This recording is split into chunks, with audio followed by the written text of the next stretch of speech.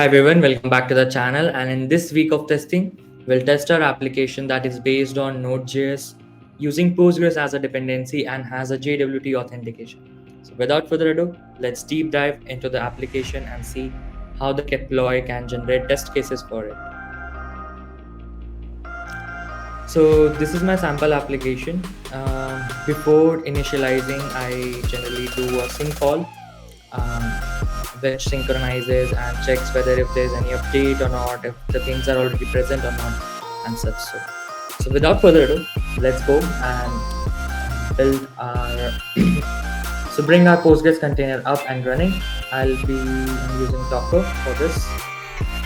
Yep. So let's check the conditions whether it's up. Yeah, it's up. 5 seconds, created 5 seconds ago. Status up 4. Okay, now it's time to record. So I'm using Keploy to record and test my application natively. So that's why there is no much changes required. Yep. So let's go.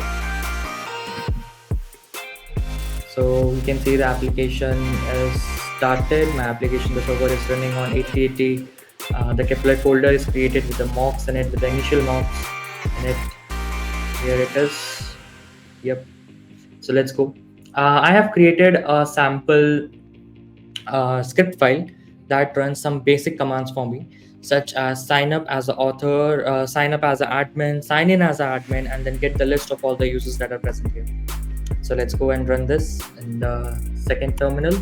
So cpi.sh, the user was successfully, ID is 1, username user1, email is user1 at the Keploy, role is admin, and I got the admin access token. So now I'll go ahead and just create some test cases with token. Here it is. So this is my token. I'll just copy paste it. So this was an admin content. I have a couple of more. I'll just show.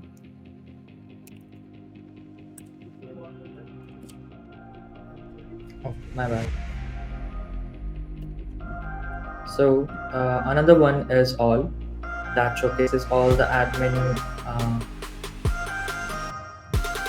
access that we have, or whatever access we have as a user. So that's basically showcase all the public content used. Yes, test all should work. So here we got the public content, and that's how. So now it's time to see of how much our application actually works. Since an authentication, since it's a JWT and authentication based, it will be a bit tricky. Reason being, authentications or the JWT tokens expire after a while. So we'll also learn on how to test with authentication, such when there are X tokens or authorizations such present in our application. But before that, let's run Keploy normally in a test mode to see if it's working. Nodejs, and yep.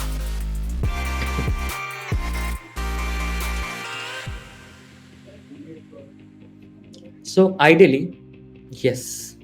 So ideally, the test case, our test case that failed is basically a JWT based one request.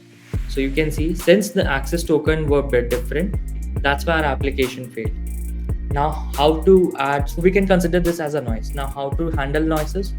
We'll just simply go to the file or the YML in which it was present. So we can see it was in test2. So let's go to the test2.yml. Yes. Now the token, access token is present here. Let's copy it and then add it as a noise. So it comes under the body, that's the body.access token, the format. But other than access token, we had e tag as well.